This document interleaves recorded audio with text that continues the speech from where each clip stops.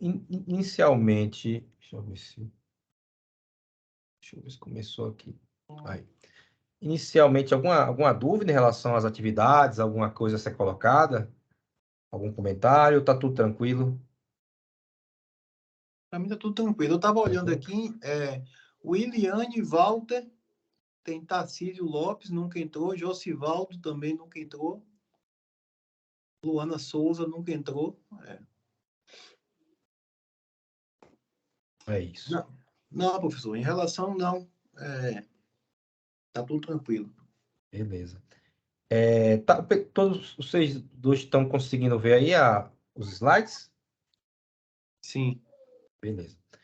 Bem, então vamos lá.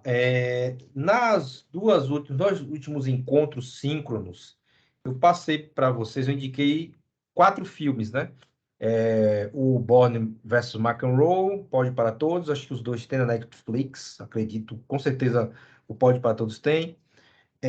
E também Senna, o documentário Senna 2010, e o Arremesso Final, que é 2020, que é da Netflix. Então, esses 4 aí, temos aí 2 filmes, um documentário e uma minissérie. Vocês chegaram a assistir, ou já tinham assistido antes, qualquer um deles, algum deles? Professor, me desculpe, eu não tive tempo de Uhum. assistir, a verdade foi essa. Eu até Eu tirei um tenho pena. print, eu tirei um print no dia que o senhor falou, ficou aqui no celular para eu assistir e eu não tive tempo, a verdade. Pode falar, Cláudio. Professor, é como o Moisés falou, né? Na verdade, eu tive até tempo, eu esqueci mesmo. Agora, esse de Ayrton Senna, como eu já até comentei na aula passada, aliás, não, estou trocando as bolas, eu assisti o de Schumacher. Agora que eu me lembrei, que eu até falei que, você até falou, né, a família, para puxar sardinha e tal, eu assisti o de Schumacher, me atrapalhei, mas esse de Ayrton Senna eu quero ver, porque eu gosto muito dele. Eu É. também acabei esquecendo. Esse de Senna, que é o de 2010, ele ganhou o Festival de Sundance, que é o principal prêmio de documentários do mundo. É quase que equivalente a um Oscar, assim, né? O Festival de Sundance, nos Estados Unidos. Não é feito por brasileiros, é feito. Eu acho que o diretor, eu não sei se o diretor é americano ou é inglês, enfim, mas é feito por estrangeiros, né? Um olhar deles sobre a Ayrton Senna. Para mim, é o melhor documentário já feito sobre a Ayrton, então, para você que é fã, acho que é essencial. Eu tenho ele aqui salvo, mas não tenho como, obviamente, passar para vocês, porque é muito grande, mas é fácil demais de achar. Se não achar nessas plataformas Netflix e tal, que eu acho que tem, com certeza tem, mas se não achar, com certeza acha na internet para fazer alguma coisa, para assistir, enfim. São dois. É um documentário muito importante. E esse do Chicago Bulls é novo, recentemente, está na Netflix. É bem interessante, que, né, conta esse final. Mas aí eu quero depois, se tiverem tempo, com essa ideia mesmo da disciplina, assistam, né? Com o que a gente discutiu aqui, porque vai estar muito claro o que a gente discutiu aqui sobre a questão de fazer uma mente vencedora, a ideia do vencedor, a ideia do grande atleta, da formação psicológica, né, desse atleta. A gente já discutiu aqui nos últimos 2 encontros sobre os tipos, né, dos aspectos psicológicos que influenciam a performance esportiva. A gente falou sobre o controle e a inteligência emocional. O atleta tem que ter controle emocional, ele tem que saber utilizar as emoções dele, gerenciar as emoções dele, ele tem que ter uma inteligência emocional. Ele, obviamente, vai estar o tempo todo lidando com ansiedade, né, situações de ansiedade, estresse, né, de agressividade, tem que controlar tudo isso. O estresse pode levar à agressividade, tá? Resiliência e persistência. A gente está vendo a Copa do Mundo aí, quantos lances são decididos no último minuto, lances no final do jogo. A Arábia Saudita hoje acabou eliminando o México no 1 gol no final do jogo. A Arábia também não passou, mas o México acabou perdendo. Então, assim, acaba mesmo que um detalhe, um desequilíbrio emocional, ainda mais em esporte de alto nível, pode ser a diferença, a chave entre a vitória e a derrota, né? Professor, Oi. eu vi muito isso aqui na Copa do Mundo, pouco que eu assisti, que assim, às vezes eu estou fazendo uma coisa ou trabalhando, eu paro, eu não assisto o jogo inteiro, Sim, sim. mas Também alguns não. lances eu tive a oportunidade de assistir e a gente vê que mexe muito no psicológico das pessoas essa questão. E isso atrapalha o jogo coletivo, né? As atitudes individuais atrapalham o coletivo do jogo. Eu pude perceber isso em alguns jogos. Pouco que eu assisti. Sim, não. O horário também pra gente. A gente é aquela coisa, né? Quando a Copa é de madrugada é ruim. Quando é dia de semana, no meio do horário, né, comercial, é ruim também, porque a gente tá. Mas eu acabei pegando esse final do jogo. E tem a questão também, como eu já coloquei para você, da mídia em cima, né? Esses jogadores são jogadores caros, jogadores famosos. Então agora eles estão defendendo o seu país, não é defender apenas o clube deles, né? Tem o país, tá pressão da torcida, é jornalista esportivo, qualquer lance, qualquer erro, tá ali discutindo sobre. A Argentina mesmo passou um sufoco agora para poder passar de fase. Então, tudo isso é um elemento, né? Por exemplo, para Lionel Messi, que é a última Copa dele, o melhor jogador do mundo, tantas vezes que não ganhou a Copa do Mundo. Tem sempre essa pressão em cima. A Argentina é um país que já ganhou a Copa do Mundo, né? É diferente do Cristiano Ronaldo, que se ele não for campeão do mundo, não tem problema. Portugal não tem time, não tem tradição de campeão do mundo, né? Mas para Messi, que tem um Maradona na sombra dele, que tem toda uma história por trás dessa Argentina, é um peso muito grande, né? Então Professor, Oi, pode falar. talvez o peso maior para Messi seja carregar também a sombra de Diego Maradona, né? Porque as Isso, pessoas querem transferir o ídolo para outra pessoa que Diego já foi. isso. Já não faz parte desse plano, mas querem transferir para uma outra pessoa. Então não está conseguindo achar porque ele não ganhou a Copa do Mundo até hoje. Exato. E também, assim, é importante para a mídia de qualquer país criar os heróis, né? Quando o Senna morreu, tentaram fazer isso com o Rubens Barrichello. Ele mesmo admite em entrevistas que ele acabou tendo que assumir esse peso e ele disse, olha, eu vou tentar, mas ele sabia que ele não tinha condições. Não questão nem talento, não é nem talento dele em si, mas a questão é que ele não tinha condições, nem carro, nem nada para isso. Mas a mídia Verdade. sempre coloca, né? Sempre o novo, é o novo Ronaldinho, é o novo Romário, é o novo isso, o novo Pelé. Sempre tem esse novo, sempre tem essa questão de renovar aquele grande atleta, porque isso vende, porque isso é comercial, isso faz com que as pessoas continuem gostando do esporte, né? Então sempre tem isso. Pode falar. Não foi isso. E eu queria até saber o resultado do jogo, que eu não soube. Minha esposa perguntou, eu não soube porque eu não assisti. Eu falei, pô, não assisti. Eu Qual estava tão jogo? ocupado. Da Argentina, ela perguntou se a Argentina A passou. Argentina ganhou 2-0 da Polônia. Ah, Só que aí a Polônia acabou se classificando também porque o México tá ganhando 2-0 lá com a Arábia Saudita. E aí o México estava passando, parece que estava passando. E aí a Arábia Saudita foi lá e fez um gol no finalzinho. E aí eliminou. A Arábia Saudita já estava eliminada, eliminou o México e a Polônia passou. Então, eu assisti o jogo da manhã da França com a Tunísia um pouco, né? O final foi assim, emocionante tudo, eles ganharam de 1 a sim, 0. sim. Foi uma vitória dupla, porque tem um contexto histórico, né? Tem um contexto histórico e tem também o jogo em si, né? O jogo físico. Mas eu acho que a luta maior foi pela questão do que a história estava carregando, né? Inclusive, até o comentarista falou um pouco falou superficialmente, né? Sobre a questão dos dois países, né? Que um foi colonizador e o outro foi colônia. Quanto colônia. Exato, exato. A Tunísia era Já existe uma colônia. rivalidade, né? Isso, exato. Como é isso. A questão é que, por exemplo, Brasil e Portugal não tem tanta rivalidade, porque o Brasil hoje é um país superior a Portugal no sentido econômico, né? Enfim, em questão cultural, influência. Eu acho que o pessoal de Portugal fica retado com o brasileiro, mas E não o tem tanta professor, rivalidade. mas a questão da Tunísia é porque tá uma coisa muito recente, tem um pouco Isso, mais de 70 anos, né? Foi em exato. 1953, se eu não me engano, Isso, 56. isso, ele falou Então, mesmo. são 70 anos e o Brasil já tem, né, muito tempo que Exato. em tese, né, se separou de Portugal, mas nunca separa, né? A gente sabe que nunca separa. É isso. Você comentou uma coisa interessante para a gente analisar a questão da. Por que que. Vamos pegar o caso de Maradona. Por que que Maradona é tão importante para o povo argentino? É a mesma coisa que eu falei da história de Muhammad Ali. Ele não foi apenas um grande boxeador. Outros boxeadores foram tão geniais quanto ele, mas a construção histórica era um cara que lutava contra o racismo na época que as pessoas nos Estados Unidos era pesado essa questão do racismo. Ainda é, mas na época era muito maior.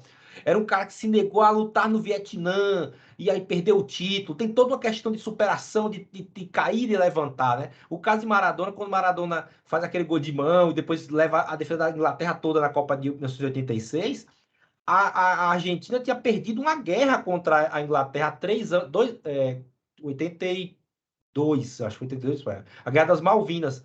4 anos antes, né, a Argentina tinha perdido uma guerra contra a Inglaterra. Então tinha um sentimento de revanche, de rivalidade. Quando o Maradona vai lá e vence a Inglaterra, vence da forma que venceu, Então acaba, e depois ganhou a Copa do Mundo, acaba virando uma figura mítica. Tanto é que tem uma igreja, na Argentina tem uma igreja em nome de Maradona. Então, é um cara Imagine. que transcendeu, é sério, tem um cara que ele transcendeu a ideia do jogador de futebol, né? Ele já é um mito. A ideia de Ayrton Senna é a mesma coisa. São pessoas que transcendem a questão esportiva, né? Mas, professor, Oi. Ayrton Senna e Maradona são dois mundos diferentes, né? Porque Maradona foi um grande atleta, mas fora dos campos ele sempre se envolveu em problema, né? Sim, sim, Polêmica, sim, problema sim. com drogas e tudo Sim. mais, né?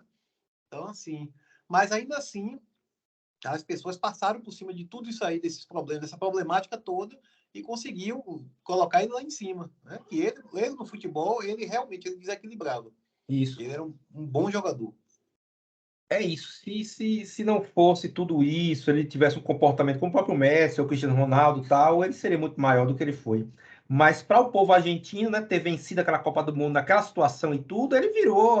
Aí ele pode fazer o que for, o pessoal perdoa, né? Então, é isso que eu falo, deixa de Mate. ser o ser humano, né? Deixa de ser o homem, o ser humano que erra. Ele já se torna um ser diferente, acima, que pode fazer acontecer. Então, tem esses elementos do atleta, né? Que o atleta passa por essa questão. Deixa eu ver, tem que falar alguma coisa? Eu vi aí o Cláudio, quer falar? Não. Pode ter Não, sido né? eu. Tá. Porque eu ouvi aqui um chamando. Então tem esses elementos. Aí voltando à questão dos aspectos, né? Tem a autoconfiança. Então, atletas que precisam sim pensar no melhor. Eu vi ontem mesmo, eu vi até uma entrevista antiga de Cristiano Ronaldo, ele falando, o repórter perguntando ele, eu me acho melhor. Ele falando, eu me acho melhor.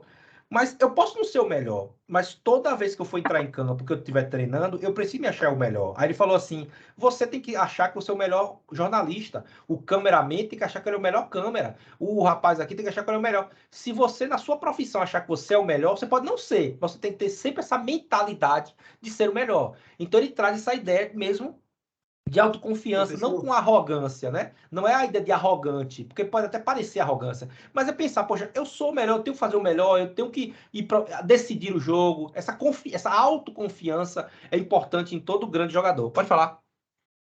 é isso. Não só o pensar, como tentar também, porque não adianta a pessoa só não, eu vou pensar que eu sou o melhor, eu vou pensar, tem que também trabalhar, né? Claro, Trabalhar claro. a mente, trabalhar o corpo para também você dar sempre o melhor, não é verdade?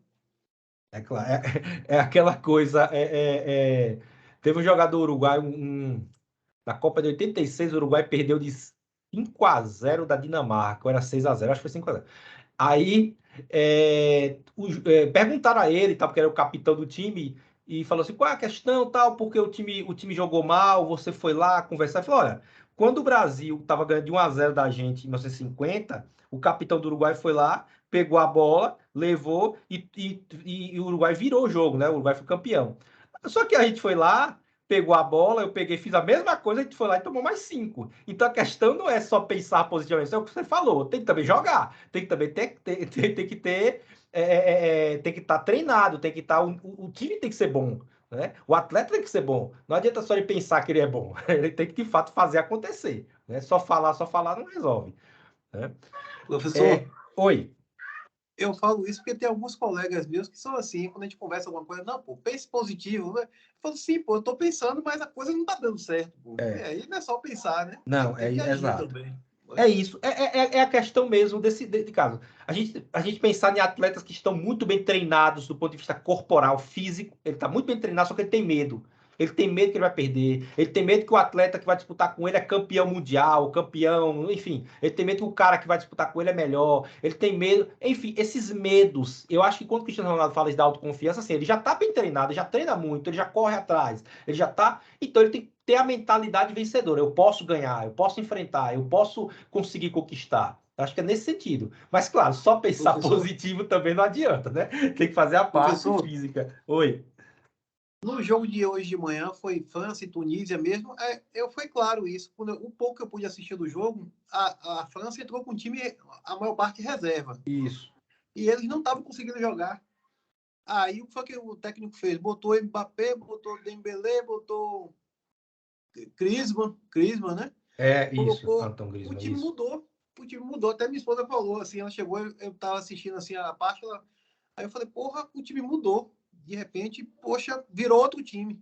Uhum. Porque colocou as peças-chave e talvez ela levantou até a moral do time. Tipo assim, pô, tô jogando com o Mbappé, tô jogando com os caras que são os titulares, e o time deu uma melhorada. O que eu pude observar. Não assisti o jogo desde o início, mas eu pude ver isso, observar isso, o pouco que eu assisti. Uhum. Mas é isso, eles entraram, como é que diz, meio que reserva, isso provavelmente, isso meio que mexeu com o time da Tunísia, poxa, os caras entrando reserva contra a gente e tal, aquela coisa, né, que ao invés de amedrontar, faz é fazer com que o adversário se anime, né? Tem muita coisa quando a pessoa provoca o adversário, ao invés do adversário se ficar desmotivado, ele pode se animar. Pode ter sido. A Tunísia jogou para a questão histórica também, jogou e foi para cima, né? Eles vieram equilibrar o jogo do meio para frente, mas já era tarde, né? Fizeram até um gol, o gol foi anulado, etc. Mas, querendo ou não, para a Tunísia é uma vitória importantíssima. Aqueles jogadores vão ficar marcados para a história, para eles, né? Enquanto o futebol tunisiano não tem outro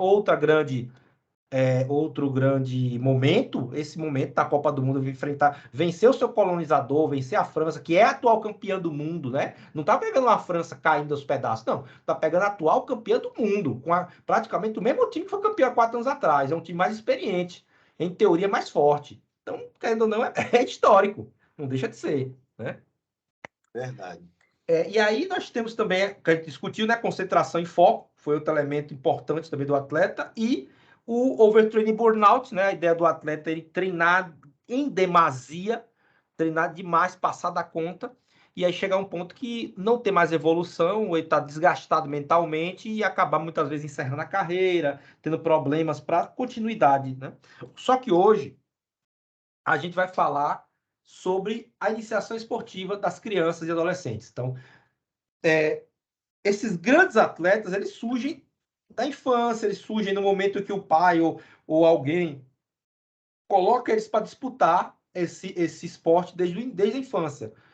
Então, quando o atleta chega nos seus 16, 17, 18, 19 anos, ele já tem lá atrás um lastro, a gente chama de lastro fisiológico, já tem todo um caminho dentro daquele esporte. Ele já executa muito bem aqueles movimentos, porque ele começou muito cedo, né? Ele já vem fazendo isso. Então, na iniciação esportiva, que o atleta, a gente consegue enxergar o potencial de cada um, né? Então, Moreno, e seus colaboradores, né, definem iniciação esportiva como um processo de ensino-aprendizagem para aquisição da capacidade de execução prática e conhecimento do esporte, considerando esse conhecimento o contato com o esporte até a capacidade de praticá-lo com adequação à sua estrutura funcional. Então, é o momento que as crianças, seja na aula de educação física, seja numa escolinha, vai ter contato com futebol, com vôlei, com basquete, com o tênis, enfim, depende de cada situação. É o momento que a criança descobre o peso da bola, qual é a movimentação, como são as regras. Muitas vezes, quando a criança é muito pequenininha, o professor tem que adaptar a regra, né, para poder facilitar. O basquete acontece muito isso, a criança, quando vai treinar basquete, ela não consegue bater e andar com a bola batendo, quer pegar a bola e sair correndo, igual futebol americano, né, sair correndo com a bola.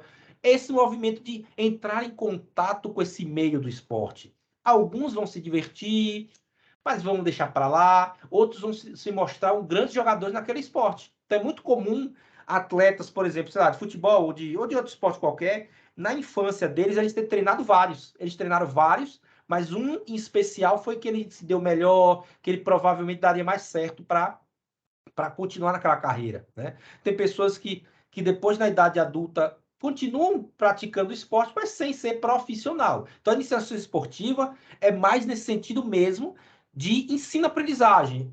O aluno está ali aprendendo, tendo contato, ali o professor vai percebendo quem é que de fato, poxa, esse menino aqui parece que evolui, está dando certo, consegue, tem interesse, tem vontade. E aquele que está ali é esforçado, mas que não está muito afim, ou que não tem muito jeito, né? Esse primeiro momento. Inicialmente é para todos, todo mundo brinca, todo mundo se diverte, né? E aí, na iniciação esportiva, o professor ele pode trabalhar uma série de valores, né? Seja eles valores do ponto de vista da amizade, respeito, né? Ele trabalha uma série de valores que a pessoa pode usar para a vida toda. O companheirismo, trabalhar por exemplo, trabalhar de forma cooperativa, entender que o meu adversário não é meu inimigo. Ele é meu adversário na hora que o jogo começa, e quando o jogo acaba, acabou aquela inimizade. Entender que eu não preciso transformá-lo em inimigo. Passa também conhecimentos, vários tipos de conhecimento. Por exemplo, uma aula de educação física, a gente está conversando agora, eu estou falando de França e Tunísia, e aí pode colocar essa ideia, olha, a Tunísia foi colonizada pela França até 1956, tal, fazia parte, né, do Império Francês, então esses elementos são, né, para além, explicar um pouco da história de alguma coisa através do esporte, né? O aluno aprende quanto a gente não pode de conhecimento importante em relação que o esporte conta uma história também, né? Condutas, né? A maneira de se vestir, a maneira de se portar. As lutas têm muito isso, né? Você pega um atleta, seja qualquer tipo de artes marciais, ele tem um kimono, ele tem uma maneira de se portar. O atleta, quando ele disputa, por exemplo, a Olimpíada de Judô, eles param a luta para que o atleta vista, coloque o kimono da maneira correta, né? Então tem sempre uma série de condutas que precisam ser colocadas, que precisam ser ensinadas, e através do esporte pode ser ensinado. Rituais, né? Ou seja, o respeito, mesma coisa das artes marciais, de se inclinar para falar com o oponente, né? Para poder cumprimentar o oponente.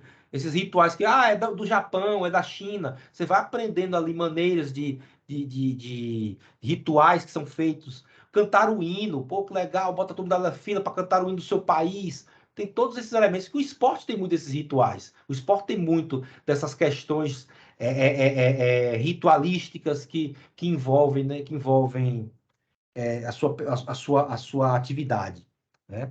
Então, basicamente, lembrando que isso depende eu vou tocar mais à frente, mas depende muito também do professor, depende muito do treinador, tá? Que está trabalhando com esses jovens, tá? Então, a gente vai ver também que, a depender de como o professor trabalha, isso pode também não ser passado, né? Então, o professor tem que ter essa sensibilidade. A iniciação esportiva é destinada basicamente a 3 fins, né? Nós temos o esporte recreativo, que é aquela coisa que você pode brincar na rua, com um colega, pode brincar numa pracinha, numa quadra lá do bairro, né, com os amigos. É o esporte recreativo. Você está ali, não tem muito interesse, não tem muita competição ali. É só mesmo começou e acabou e pronto. Hoje em dia, cada vez menos, né, com tanta coisa, assim, as crianças muito em condomínio, fechado em apartamento, mas eu ainda peguei a época de sair, a mãe saiu e vai brincar com os meninos no campinho de terra, vai jogar bola e chega depois todo merlado para poder tomar café. Então, isso é parte da Peguei infância. essa fase também. Pois é, né? Peguei Importantíssima. Importantíssima para o desenvolvimento. Os meninos hoje é tudo de condomínio, não pode fazer nada, é gripado com tudo, é espirrando com tudo. Assim, não tem essa coisa de você ter que se resolver sozinho. Tem uma situação ali, eu tenho que resolver. Né? Não dá para ficar chamando mamãe a hora toda hora. Então, tem esse movimento de esporte recreativo, né? De você também fazer as amizades ali. Quantas amizades são construídas assim, né? Na infância, através de um esporte, vão para a escola de futebol junto, ou jogam bola na escola do bairro juntos, etc. Tal.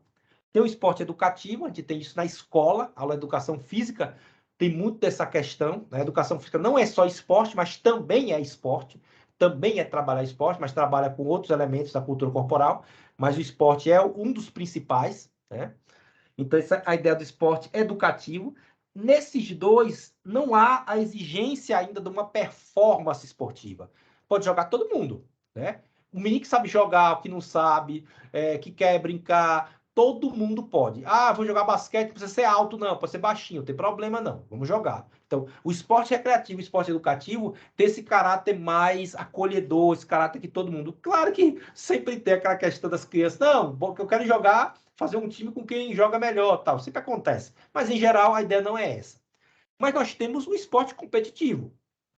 Dentro da iniciação esportiva, se alguém, um olheiro, ou o próprio pai, ou o professor de educação física na escola, perceber que aquele aluno, poxa, ele leva jeito para aquela coisa, ele joga muito bem futebol, olha como ele domina a bola, olha como é que ele chuta, olha como é que ele joga, olha o levantamento no vôlei, no basquete, seja qualquer esporte, o professor, alguém percebe, ele encaminha para uma escolinha, que aí, de fato, a iniciação esportiva para a competição. Ele começa desde a infância, desde a infância. Na Espanha tem as canteiras, né, que é a divisão de base na Espanha, seja Barcelona, Real Madrid e outros times, em que as crianças desde a infância começam a iniciação esportiva. Eles vão para a escola, tudo direitinho, mas disputam competições, campeonato espanhol, né, sub-13, sub-11, sub-15, desde do início bem, eles já estão ali treinando, já se adaptando e adaptando inclusive o corpo, tá?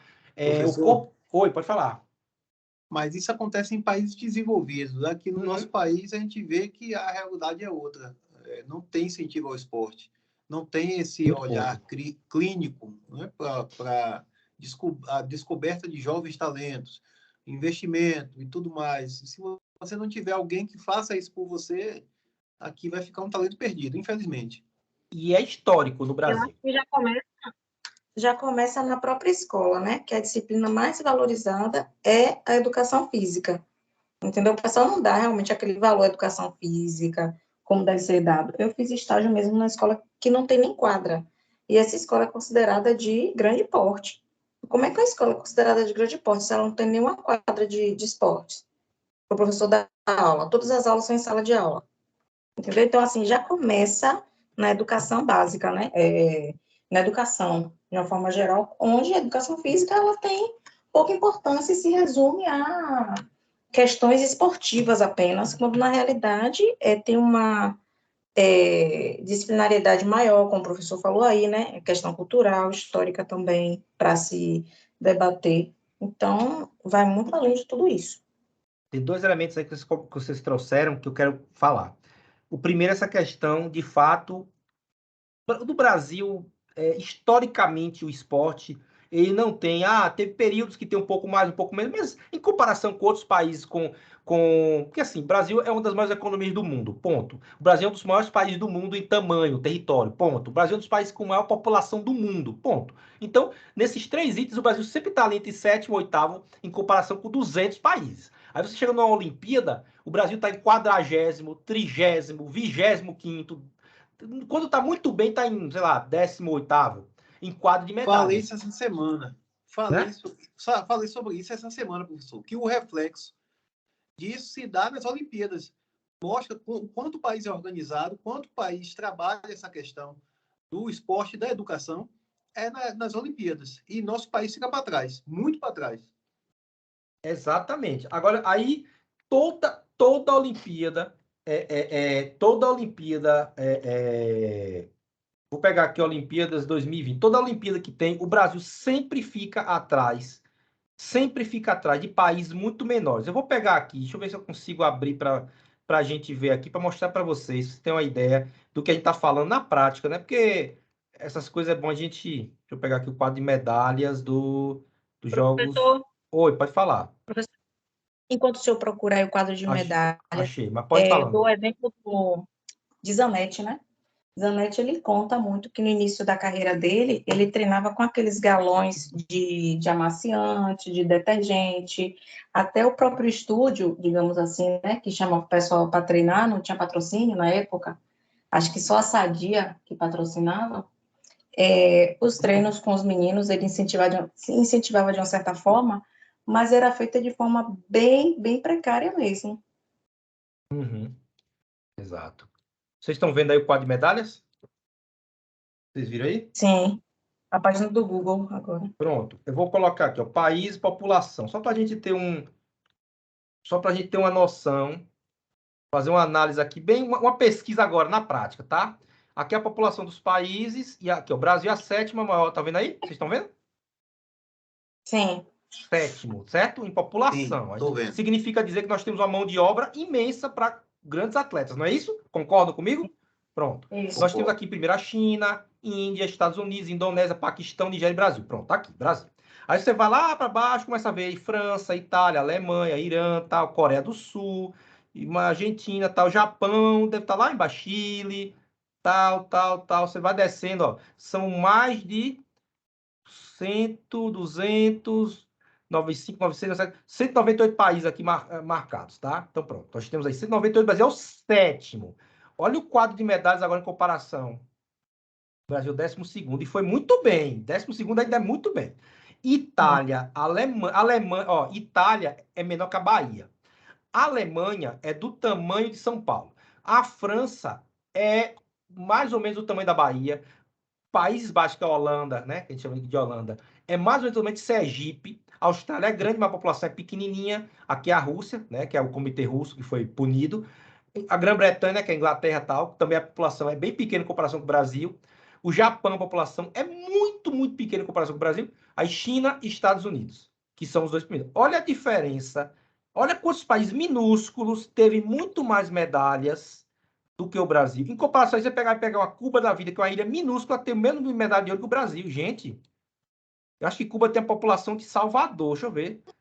Eu acho que é isso. Ó, Coreia do Sul, Polônia, Quênia, Noruega, tudo país pequeno. Espanha do tamanho da Bahia. Olha o potencial que nós temos de atletas. O Brasil era para estar aqui, ó, disputando com China, Estados Unidos, China, Japão. E aí, qual é o reflexo? Foi o que você falou. Arthur Zanetti, medalha de ouro. Treinava com o que você falou? Galão de água?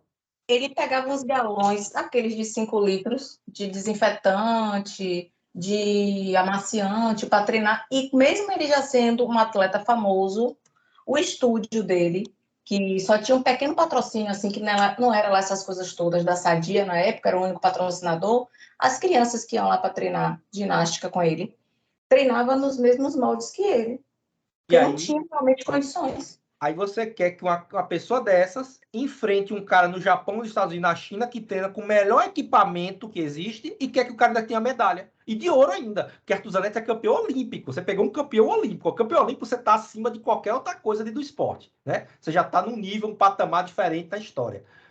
Se esse caso, Arthur Zanetti, fosse 15º, para mim estaria ótimo. Foi ótimo, foi maravilha. Porque a condição de trabalho que ele teve para o que exigiu. Agora, imagine se a gente tivesse, de fato, um projeto no Brasil de 20 anos. Vamos pegar 20 anos. 4 Olimpíadas aí, sei lá, 4, 5 Olimpíadas para a gente, de fato, investir pesado em formação, em professor, de educação física, em criar centros. Arthur Zanetti foi campeão olímpico. Teve o brasileiro, o primeiro medalhista na natação olímpico de ouro, César Cielo. Quantas piscinas olímpicas foram criadas depois de César Cielo ouro? Eu não lembro de ter, nem na cidade dele, nem a cidade dele, Santa Bárbara do Oeste, eu acho que teve piscina. Quantas quadras de tênis teve depois que Guga ganhou o Roland Garros? Então, assim, não tem investimento. É uma pessoa que dá uma sorte de conseguir, é um outro que consegue, então, são casos assim. Então, o Brasil disputa hoje 7 ouros, 5 ouros, que para uns Estados Unidos da vida, para uma China da vida, 7 ouros meu Deus, é besteira, é qualquer coisa. Na primeira semana da Olimpíada já ganhou logo 7 ouros. Então, a gente tem material humano, e a gente tem, nós não somos um país pobre, não. A gente tem material humano e tem dinheiro para investir. Né? Falta ter agora, né, enfim, gestão e um olhar para o esporte. E aí entra a segunda questão, a segunda coisa que Cláudia colocou. Na escola, a educação física, ela é tida como uma disciplina desvalorizada pelos outros colegas, mas pelos alunos, pode ter certeza que os alunos preferem a educação física. Pode ter certeza que eles preferem a aula de educação física. Gente, a única coisa que nós temos na nossa vida é o nosso corpo. Né? Depois que a gente morre, deixa tudo para os outros. Né? Mas a única coisa que é nosso mesmo, de fato, nosso é nosso corpo. Se a gente não sabe como utilizar o nosso corpo, a gente não sabe as possibilidades do nosso corpo, então, a educação física era para ser uma disciplina acima, mais importante do que muitas outras. Não que as outras não sejam importantes, mas utilizar, conhecer, dominar o próprio corpo, seja na questão tanta questão de alimentação, da questão de exercício, ou até esportiva também, de dança, esporte, ginástica, né? Era para ser essencial. Se a gente mudasse, se tivesse na escola um olhar diferente, com certeza teríamos mais atletas, com certeza muito mais medalhas, né? Mas, enfim, né, é o que nós temos, é o país que nós... Então, mas vocês queriam falar mais alguma coisa em relação a essa questão? Cláudia levantou a mão, pode falar, Cláudia. De Freitas, recentemente, aberto ao público, né? Uhum. De graça. E não teve, assim, tanto prestígio. Não teve, assim, o pessoal não foi, assim, foi uma coisa, assim, bem vazia, né? Então, parte também da valorização, porque o brasileiro, ele costuma valorizar apenas o futebol, né? Que é o esporte preferido, assim, digamos. Sim. É isso. E nem o futebol, e o pior, e aí que tá, nem o futebol, porque se eu for analisar os clubes brasileiros hoje, como é a situação dos clubes em comparação com os clubes europeus, né? A mão de obra boa, vamos dizer assim, quem são os grandes jogadores europeus, dos clubes europeus? Jogadores sul-americanos, muitas vezes brasileiros, né? Você tira ali Messi, que é argentino, do Paris Saint-Germain, você tira ali Neymar, que é brasileiro, sobra um outro jogador, sobra, mas será que fica o mesmo time? Então, a gente acaba deixando nossa mão de obra indo para outros lugares. Então, não tem como, não tem clube aqui com um nível de organização, enfim, que seria para disputar alguma coisa com os times europeus. Até o futebol também não é. Né? A gente deixou há muito tempo de ser o país do futebol, a verdade seja dita. Muito tempo. Mas é isso. Vamos lá, vamos seguir então. Como eu falei para vocês, né, o esporte recreativo é o chamado esporte de participação. Deixa eu fechar aqui, Moisés, viu? O microfone. Valeu. Esporte de participação. Desculpa aí, professor. Tranquilo, Desculpa aí. não, tranquilo. É porque a gente vai conversando, às vezes até esquece de desligar, mas tranquilo. Tem como finalidade o bem-estar dos seus participantes, realizado pelo prazer e pela diversão, como eu falei para vocês. Coloca que o desenvolvimento da recreação surge como uma reação contra o esporte de rendimento, na busca de uma nova cultura esportiva, baseada no sentido democrático do esporte, ou seja, valorizar as possibilidades individuais de cada pessoa e descentralizando o resultado. É aquele tipo de esporte você vai para se divertir, vai para relaxar, vai para brincar, enfim, não tem muita preocupação com a ideia de performance. Joga todo mundo pode brincar, né? É o esporte recreativo. Tubino, ele disse que no Brasil o esporte recreativo seria o chamado esporte popular, ligado ao tempo livre e ao lazer da população, no qual as pessoas praticam por diversão, descontração, relacionamento pessoal e social. O autor acredita que esse esporte possibilita o processo de democratização, promovendo a participação e oportunidade esportiva para todos. Então, é um esporte que, independentemente se você é mais gordinho, mais magrinho, alto, baixo, você consegue brincar e consegue se divertir. O esporte educativo, ele busca colaborar para o desenvolvimento global e potencializar os valores da criança. O esporte educativo encontra-se no meio desses dois extremos, né, entre o esporte de competição e o esporte recreativo, como uma atividade cultural, possibilitando a formação básica e contínua através do esporte. Esta possibilidade da iniciação esportiva busca proporcionar o desenvolvimento de atitudes motrizes e psicomotrizes em relação com os aspectos afetivos, cognitivos e sociais, respeitando os estados de desenvolvimento humano. Então, na escola, o professor tem atividade, tem o futebol, tem o basquete, mas ali ele também está ensinando elementos afetivos, cognitivos, né? A gente aprende a questão de entender que o colega não é meu inimigo, ele é meu adversário ali, naquela atividade. Entender que para eu ganhar, alguém tem que perder e vice-versa. Então, o adversário, ele faz parte do jogo. Se não tem o adversário, não tem nem jogo, não tem nem a própria atividade. Então, ele começa a perceber que elementos culturais, elementos afetivos, cognitivos, vão se atrelando à questão do elemento da performance motriz, ou seja, da performance motora. Não é simplesmente bater a bola. Tem um porquê ali, tem uma explicação. Quando eu chego para o meu aluno e digo, por que você joga? Como é que o jogador de basquete ele bota a bola acima da testa? Por quê? Eu faço eles pensarem. Por quê? Porque o alvo está no alto. Se o alvo está no alto, eu vou jogar para cima, alguém vai levantar a mão. Então eu preciso deixar a bola sempre alta. Se o alvo estivesse no chão, como no futebol, a bola estaria rodando no chão, girando no chão. Então, para as crianças pequenas pode parecer besteira, mas para as crianças menores isso é uma descoberta, né? Poxa, que interessante e tal. Aí você começa a perceber por que existe aquela regra, por que o futebol, por que qualquer esporte tem uma regra específica, para evitar que exista uma ou deslealdade, ou que o esporte fique muito desigual, né? Então as regras têm um porquê de serem criadas, tem um porquê que elas foram colocadas. Então o aluno aprende isso também no esporte educativo. Então, Lima coloca que a orientação educativa no esporte vincula-se a 3 áreas: a integração social, o desenvolvimento psicomotor e a atividade física educativa, né? Como eu falei, a integração social é assegurada participação autêntica, possibilitando aos educandos a oportunidade de decisões sobre a própria atividade a ser desenvolvida. Então, quando o professor, e aí, qual é a atividade hoje? Vamos dividir os times. O professor coloca o aluno ali também para ele integrar, para interagir com os colegas, né? Lembrando que a gente vive em sociedade. Se eu sou uma pessoa na sociedade raivosa ou cabeça quente, eu vou ser dentro do esporte. E se o esporte pode me ajudar a controlar esses instintos, eu vou ser uma pessoa melhor na sociedade, né? Então, eu posso utilizar o esporte para isso. No desenvolvimento psicomotor, né, a questão do corpo, de bater a bola, de chutar a bola direito, de fazer o levantamento, isso é treinado. A pessoa treina. Ninguém nasce sabendo jogar basquete, você treina o jogo do basquete, né? Então, seria oferecer oportunidades para atender às necessidades de movimento, bem como o desenvolvimento de habilidades críticas com alta variação. Então, o atleta vai lá, olha, você vai agora bater a bola e passar entre os cones, passa entre os cones, vai e volta. É um trabalho psicomotor. Ele tem que ir adaptando o corpo dele a esse movimento de ir andando e batendo a bola no chão. Tá? E as atividades físicas educativas englobaria a concretização das aptidões e capacidades. Tá? Então, eu vou fazer uma atividade, eu vou falar com eles, por exemplo, para criança muito pequena, olha, quando você está correndo, como o seu coração bate muito mais forte, olha, tá vendo o esforço físico, o seu coração vai ficando mais forte. E cada vez que você treina, seu coração vai batendo menos. Por quê? Porque ele agora começa a bombear mais sangue. Bombeiro mais sangue, ele trabalha menos. Ele trabalhando menos, ele vai ter uma longa vida saudável. Eu consigo articular a prática que ele está fazendo ali com conhecimento, né?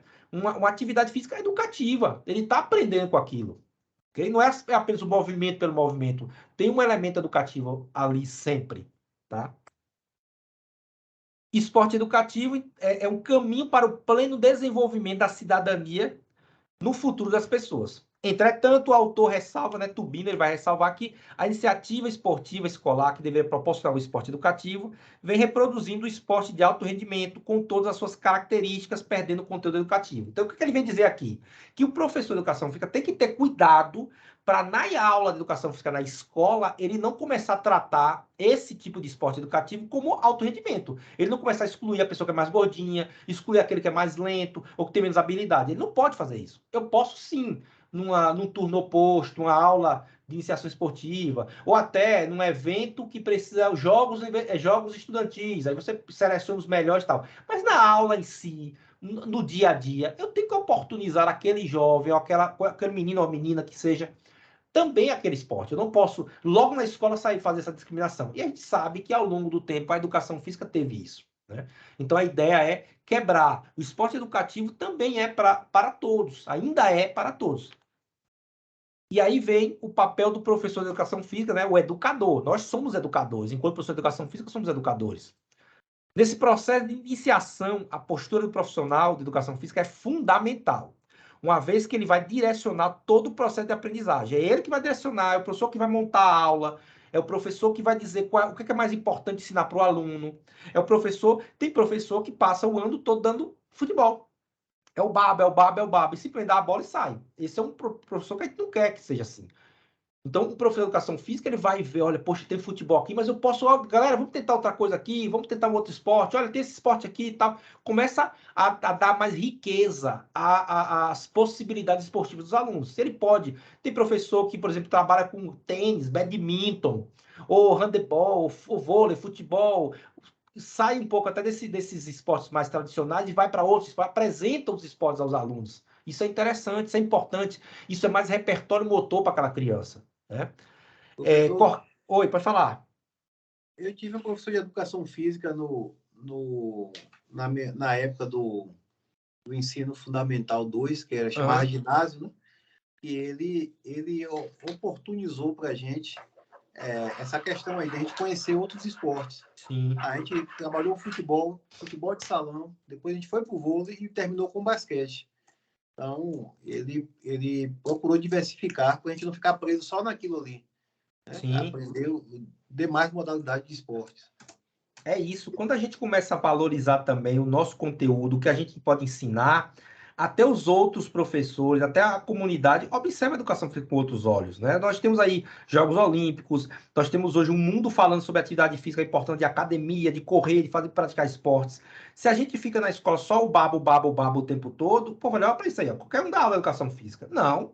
Qualquer um dá aula de educação física, qualquer um joga a bola e larga lá, é outra história. Mas dar aula de educação física tem que entender, tem que estudar, tem que ler, como qualquer outra disciplina.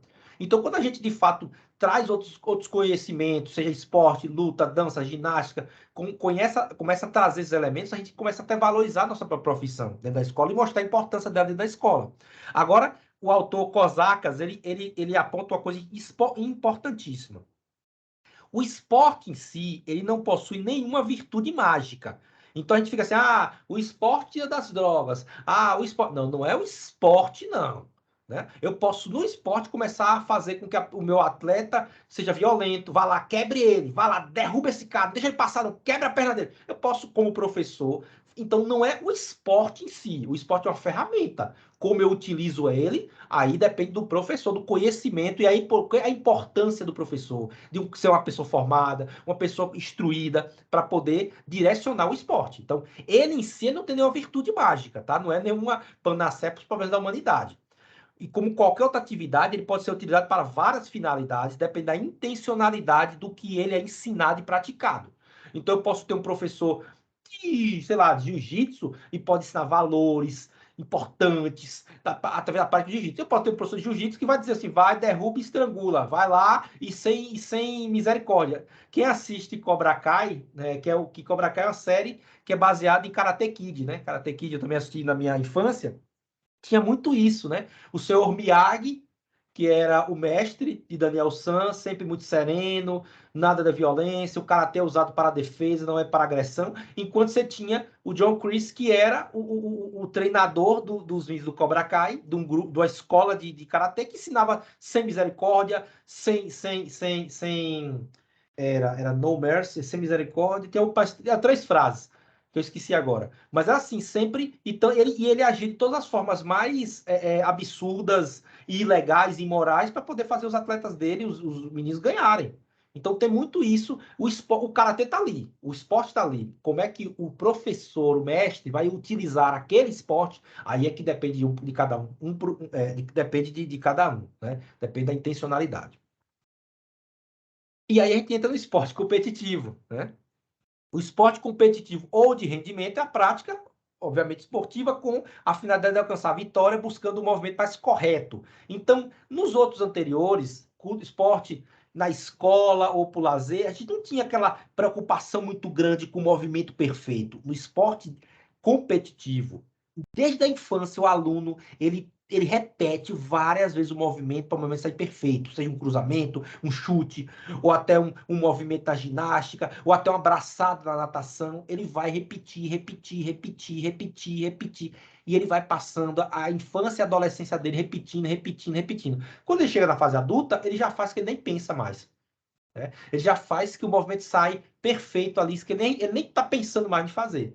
De tão perfeito que foi ao longo da vida dele treinando. Tá? Então, são muitas repetições para o aperfeiçoamento da técnica, o que leva o praticante a vencer o adversário. Então, a gente vê o jogador hoje com 19, 20 anos, ele tá jogando há 10 anos, ele está há 15 anos, 12 anos naquele esporte. Né? Vê esses meninos jovens chegando na Fórmula 1 com 20 anos, ele está desde os 8, 9, em cima de um kart. Né? O pai tem dinheiro, bota num kart, que é caríssimo, ou moto, criança pequena com a moto já, com a motinha já pulando. Depois, quando ele tá lá com 20 anos, ele tá lá dando cambalhota, pulando com as motos pesadas. Mas é na infância, né? Então, essa forma de lidar com o esporte requer muito cuidado, visto que esta pode se tornar uma réplica do esporte de alto rendimento adulto. E aí, qual é a questão? É que se eu transformo o esporte da infância, o esporte de competição na infância, em esporte de alto rendimento adulto, eu trago para dentro desse esporte tudo aquilo que a gente já discutiu sobre estresse, ansiedade, pressão psicológica, tudo. Só que eu estou tratando com uma criança que ainda chora, uma criança que ainda, quer dizer, todo ser humano chora, mesmo adulto, mas assim, uma criança que ainda precisa da ajuda do pai, da mãe, não tem ainda a mentalidade formada, não tem o cérebro completamente desenvolvido. Então ele lida de uma forma diferente do que um adulto. A pressão numa criança é muito grande, né? Se você começa a tratar dessa forma. Pensar na criança como um adulto em miniatura. Não, a criança é criança. Ela tem um desenvolvimento dela. Eu não posso exigir da criança o mesmo que eu exigiria de uma pessoa, de um cara com 30 anos de idade, né? Enfim, são diferentes. Isso faz com que essa dimensão do esporte tenha um forte impacto social por exigir uma rede de organizações complexas, envolvendo investimento financeiro, meio de cidadania público infantil. Aí a criança com 12, 13 anos já tem patrocínio de Nike, Adidas, já tem empresário chegando no pai, pedindo para assinar documento. Era muito comum antigamente. Pegava o pai analfabeto, o empresário botava para o pai assinar um papel, um documento, um pré-contrato, aí amarrava o menino, coitado, para a vida toda. Então, assim, tinha muito isso. Até hoje, os grandes clubes da Europa, ou até no Brasil também, contratam o pai para ser funcionário do clube. Não pode ter um contrato com um menino, que é proibido, um contrato com um menor de idade. Esse contrato o pai vai morar. Então, muito jogador que você vê aí na seleção brasileira que nunca viu. É o menino desde a infância, 12, 13, 14 anos, já está na Europa, já está lá, em Barcelona, Real Madrid, no Milan, né, no Manchester. Desde a infância, o pai trabalhando lá, em qualquer função, seja qualquer função que for, só para garantir que o menino vai fazer parte daquele clube no futuro. Então, desde o início, desde a infância, já vê crianças já nessa questão. E aí, Vargas pontua que o esporte infantil acaba se adaptando ao esporte dos grandes, com as mesmas formas, as mesmas finalidades, os mesmos valores, né? Tá na mesma regra. Muitas vezes o esporte infantil, né, sub-20, sub-15, entra como preliminar para o jogo principal. Então o atleta já está adaptado àquele movimento da torcida gritando, já começa desde a infância, já colocando ele naquele ritmo, aquele estresse do início, para quando ele chegar na fase de profissional, ele já está todo adaptado, né? Então, muito embora a imensa maioria dos discursos sobre ele seja apelando para a necessidade de prática regular e participação. Complementando, Tubin descreve que no esporte escolar realizam competições infantis que reproduzem as competições de alto rendimento com todas as suas características, inclusive os vícios. Qual é o vício? É você esquecer que eu estou falando com a criança. Então, quando eu chego e xingo, é muito comum um treinador xingar um jogador à beira do campo. Ele está retado, vai embora. Só que uma coisa é um atleta profissional, adulto, vacinado, que já viveu a vida toda com seus 25, 28, 30 anos de idade, né? Que ele aguenta, ele ganha muito para isso. E outra coisa é fazer isso com a criança, que está se desenvolvendo psicologicamente, fisicamente, socialmente, né? Afetivamente. Então, é muito essa relação do esporte na infância tem que ter muito cuidado para trabalhar com ela, né? Então, a especialização precoce é apontada como um grande risco do esporte competitivo durante a iniciação esportiva infantil. Tem atletas que chegam, por exemplo, Barcelona. O menino com 14 anos já sabe que ele vai ser lateral. Não é que ele vai ser jogador de futebol, ele já sabe a posição dele. Então, o treinamento dele é todo e mais. O treinamento dele é feito dentro do esquema tático que o time joga. Então é muito comum o atleta joga 16, 17, 18 anos, quando ele chega no time profissional, ele já sabe como vai jogar, ele já sabe como é quando é, claro, estou falando de grandes times da Europa, tá? Que já tem um planejamento a longo prazo. Ele já sabe qual é a posição que ele vai jogar, ele já sabe como é que ele vai cruzar a bola, ou se ele é volante, como ele vai chegar, como ele vai cercar o adversário, como ele vai entrar, ou se ele é zagueiro, como ele vai fazer, dar o bote para tomar a bola, né? O carrinho, tal, o desarme. Então, tudo isso é treinado desde a infância. Então, é uma especialização precoce. Então, ele não. Eu já sei goleiro, você já sei atacante, acabou. Desde 14, 13, 14 anos, já sabe o que vai ser até seus 36, 37, que é mais ou menos quando dura pelo menos o alto rendimento, né? Até antes, quando dura o alto rendimento do atleta. Então, a busca incessante pelo prestígio conduz professores e familiares a expor a criança a situação de grande exigência e tensão, de treinamento intensivo e precoce em busca de alto rendimento. É importante ressaltar que poucas dessas crianças que iniciam treinamento de competição precoce alcançam a vitória e sucesso. Neymar é um exemplo. Pô, legal, Neymar está na seleção brasileira. Quantos estiveram na mesma época que Neymar, passaram pelo Santos, disputaram aquela peneira. Vamos pegar a peneira, que nem entrou no Santos ainda. Então, a peneira, quantos perderam e não entraram? Dos que entraram, que entraram para o Santos, quantos jogaram junto com o Neymar e não seguiram a carreira? E quantos conseguiram chegar ao time profissional junto com o Neymar e não viraram Neymar? Então, a gente tem aí, sei lá, de 1.000, 2.000, 3.000, 10.000 até chegar em 1. Só que para o pai, para o treinador, para a mídia, ele é o exemplo. Não, ele é a exceção. A regra não é chegar ali. A regra não é ganhar o dinheiro que ele ganha. É a exceção. Mas quando se transformar a exceção em regra, você começa a criar na cabeça de um pai, o filho deu o chute da bola, olha, quem sabe o próximo Neymar aí, olha o próximo Ronaldinho Gaúcho, e começa a jogar em cima da criança aquela responsabilidade, né? Então, Professor, oi, pode falar. isso tanto é verdade que os pais, o primeiro brinquedo que dá ao filho pequeno é uma bola. Exato.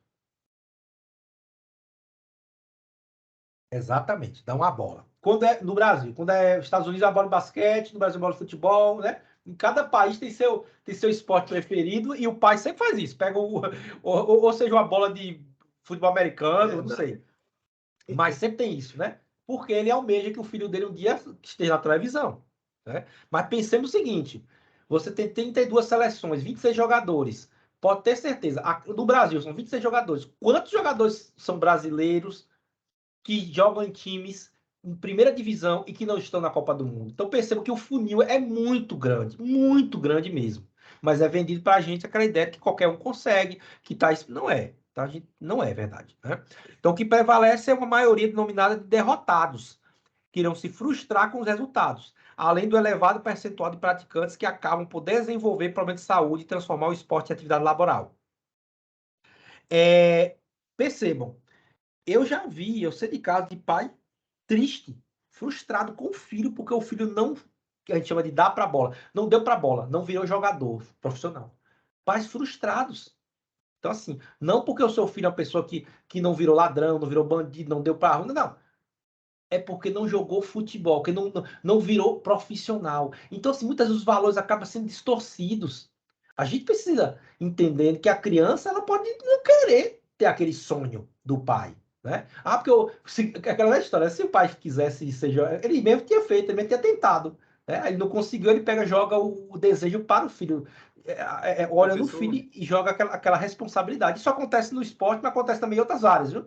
O filho que eu quero que meu filho seja médico, ou o filho seja advogado, ou seja não sei o quê, engenheiro, não sei. Sempre tem essas coisas que o pai joga a responsabilidade das costas do coitado da criança. Pode falar. Verdade, isso é um grande problema dos pais. Eu mesmo que tenho um filho, e a gente vê isso hoje, eu tento não seguir por esse caminho, porque muitas vezes os pais têm a frustração de não ter conseguido. Aí transfere para o filho para que o filho seja aquilo, mas o filho tem vontade própria. Ele vai crescer e vai ter a vontade dele, e tem que ser respeitado. De repente, você tem um plano para o seu filho que ele seja médico, mas ele não quer ser médico, ele quer ser engenheiro, ele quer ser jogador de futebol, ele quer ser comediante, quer ser qualquer coisa lá. Exato. E vai, no entanto, satisfazer a vontade pessoal dele.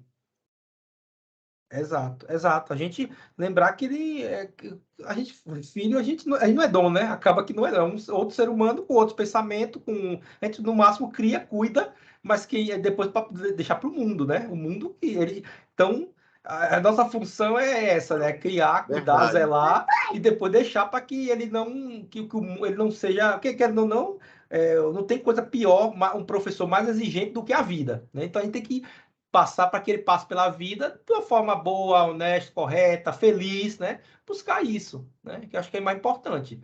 É o ideal, mas infelizmente tem pais que ainda ficam naquela coisa de querer olhar no filho o que ele não teve, as suas frustrações ele joga para cima da criança. E aí, voltando à questão do esporte competitivo, Persone, ele aponta, né, que o autor, ele aponta para os riscos da saúde que certos exercícios realizados de forma repetitiva podem gerar como sequela de ordem locomotora, cardiovascular, endócrina, além de repercussão psíquica. Então, eu pego uma criança que está em formação, vocês já viram o jogador, menina, eu já vi isso, os meninos, tipo, com 8, 9, 10 anos de idade, já tem a perna arqueada, igual a Rivaldo, aquelas pernas igual a Romário, aquela perna arqueada, né? Já de jogar, de ficar jogando, tal, desde a infância. Aquilo ali uma coisa que o jogador de futebol acaba desenvolvendo. Aquela perna meio arqueada, né? Então, assim, são sequelas, ginastas, né? Que desde a infância, por exemplo, as ginastas, elas são tudo baixinha, né? Tudo baixinha mesmo. É incomum ter ginasta mais de 1,70 m. Todos os ginastas são baixinhos, porque a carga de treinamento é tão alta, mas tão alta, que o desenvolvimento ósseo deles para. A pancada de pular, estica, puxa, pula, salta, tal, é tanta que se tirar uma radiografia do pulso de um atleta de ginástica com 14, 15 anos, é como se ele já tivesse 21, 22. Toda a questão de... Porque, assim, primeiro a criança com as cartilagens e depois ela é substituída por ossos, né? O cálcio acaba substituindo. Então, assim, tem crianças atletas de ginástica que já o processo de crescimento, ele para justamente por causa da alta carga de treinamento que é colocada em cima dele. Então, é uma criança que está passando por desenvolvimento normal, e você está ali com repetição, treinamento, repetição, ele já cresce, já alterando os hormônios, alterando o sistema cardiovascular, locomotor e até psicológico dele, né? Para a pressão toda hora. Você chega da escola a treinar, escola treina, pá, pá, pá, e fica ali, treina o tempo todo, de novo, errou, vai. Isso vai mexendo com a criança, né? Então, Rubio descreve que a especialização esportiva na infância substitui o lúdico pela competência e a recreação vira competição. Então, deixou de ser alguma coisa lúdica para ele fazer certo, faça direito. Né? E deixou de ser recreação, né, para brincar, para competir. Tem que ganhar, tem que ser primeiro, tem que ser melhor, tem que ganhar. Inserindo a criança precocemente no mundo adulto. Então, a criança que perde chora, que ganha tá ali com cheio de troféu, e o pai mostra um monte de troféu que ela ganhou, um monte de medalha. Isso é legal, claro. Não estou dizendo que não seja importante você valorizar as conquistas dos filhos e incentivar. A questão é que tudo na vida tem limite, né? Tudo. Eu costumo dizer que a gente pode morrer por conta de envenenado por água. Se a gente beber água demais, a gente morre envenenado pela água. A própria água que mata nossa sede, a gente pode morrer envenenado. O próprio oxigênio, que a gente precisa de oxigênio para respirar, o oxigênio é que faz com que a gente envelheça. Então, assim, tudo demais é ruim. Tudo na vida é um equilíbrio. A ideia do Yin Yang é o equilíbrio. Tudo na vida, nossa vida é equilíbrio. Eu não posso fazer nada demais, nada em excesso. Tudo em excesso é ruim. Então, é nessa questão mesmo que o esporte competitivo para a criança se coloca. Então, ele também, segundo Blasque Sanches, o esporte competitivo também pode potenciar o desenvolvimento pessoal do indivíduo, simulando situações que todos enfrentarão no futuro. Né? O professor pode ensinar a ganhar, ensinar a perder. Então, essa aprendizagem pode proporcionar o desenvolvimento de habilidades pessoais enriquecedoras para a vida, como lidar com o fracasso, com a frustração, com a vitória e com o sucesso. É aquela ideia. Você ganhou, tudo bem, mas você tem que continuar treinando, porque amanhã você pode perder. E se você perder, não é o fim do mundo. É fazer com que esse atleta, desde a infância, vá lidando com ganhar e perder. O autor faz a ressalva que o esporte não possui nenhuma virtude mágica, não é bom nem é mal, né? Porque já falei. Assim, a competição só será prejudicial ou benéfica se for direcionada, dando à prática um significado distinto. Eu posso colocar o meu aluno, minha criança, numa competição? Pode. Agora, você tem que trabalhar a mente dela de uma forma que ela não comece a achar aquilo como algo estressante, que tem que fazer, tem que ganhar, que o mundo acabar se perdeu. Não, beleza, tá bom, você perdeu, o mundo acabou. Nossa vida é cheia de derrotas também, né? Como eu li para vocês na última aula, a questão de Michael Jordan, né? Quantos arremessos ele perdeu. Então, através dos erros, a gente aprende também. Então, é um trabalho extremamente importante, e aí eu ressalto, até para a iniciação esportiva, eu tenho que ser formado em educação física. Não é porque eu joguei futebol, sei lá, eu joguei ali no Bahia de Feira e me acho, com todo respeito ao Bahia de Feira, me acho o grande professor. Não é porque foi jogador de futebol que significa dizer que entende do que está fazendo, do que está falando. Tem que ser formado, tem que estudar, tem que entender psicologia, tem que entender que está dando para um ser humano, né? Então, mesmo na iniciação esportiva, né, é muito comum ter essas questões de times, de escolinhas de futebol, né, mas tem que ter profissionais, assim como um médico não pode, no hospital, não pode ter um psicólogo, não pode ser uma pessoa que não seja formada em psicologia, vai para a clínica para se tratar, para fazer um tratamento, tem que ser alguém formado. A mesma lógica da iniciação esportiva, tem que ser alguém formado, que entenda o que está fazendo, o que está falando, né? Aí a gente fala também sobre, nessa questão da iniciação esportiva, a influência da família. Tá aqui, Emerson Fittipaldi, né, bicampeão mundial de Fórmula 1, e o filho dele, Emerson Fittipaldi, que também tem uma entrevista muito engraçada que a repórter pergunta, e aí ele gosta, e aí Emerson, ele gosta e tal, e aí pergunta para a criança, e criança não tem essa, né? Ela não tem negócio de papa na língua, ela ela fala a verdade mesmo. E ela, não, aí você quer, meu pai obriga. Aí a pessoa ficou assim, dando risada, mas constrangido. Hoje, claro que ele já obviamente, tem dinheiro para investir em kart e tudo, já virou para ele tranquilo. Mas a ideia, né, considerar o que motivou a criança a iniciar a prática esportiva é altamente relevante para planejar estratégias que facilitem a permanência e continuidade da prática. Poxa, o menino é filho de um bicampeão mundial de Fórmula 1. Todo mundo vai esperar que ele seja, pelo menos, alguma coisa ligada ao esporte de automobilismo, né? O cara é filho de Pelé, aí o cara é, sei lá, filho de Neymar. Sempre tem essa questão do DNA, como se isso fosse... E não é, não tem necessidade de ser. Não é porque a pessoa foi filho de alguém que tem que ser a minha profissão, conquistar os mesmos títulos, enfim. O filho pode superar o pai, como o filho também pode nunca nem encostar perto, nem estar próximo do esporte que o pai praticou. Então, nesse sentido, a família é o ponto crucial na vida da criança, uma vez que compete a ela a decisão sobre a entrada do filho no esporte e o auxílio no momento da decisão sobre a prática. Então, a criança pode ter boas memórias do fato do pai, da mãe, que seja. Ah, não, eu lembro do meu pai entrando no estádio, eu lembro dele fazendo gol.